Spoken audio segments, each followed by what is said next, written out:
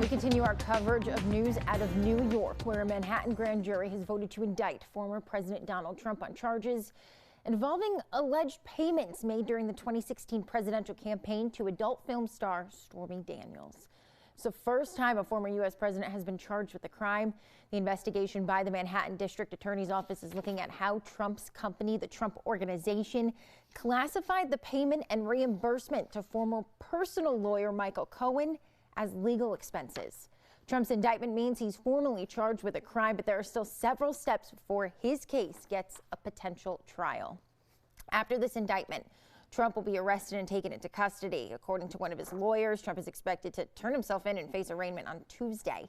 He'll most likely have a mugshot and fingerprints taken. Trump will then be arraigned in court, where he will hear charges and then enter a plea. Trump will either be jailed or then released while pretrial hearings take place. The case can then be dismissed or go to trial. If Trump is found guilty at this trial, he would then be sentenced. Trump has maintained his innocence and said this probe was done to target him as the leading candidate for the 2024 Republican nomination for president.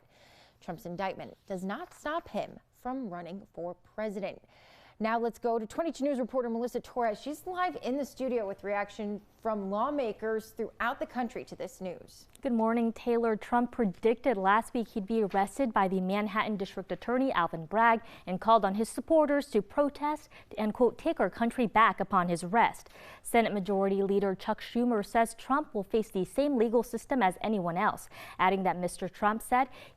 Trump will be able to avail himself of a legal system and jury, not politics, to determine his fate according to the facts and the law. House Speaker Kevin McCarthy stated that District Attorney Alvin Bragg has irreparably damaged our country in a social media post shared on Thursday.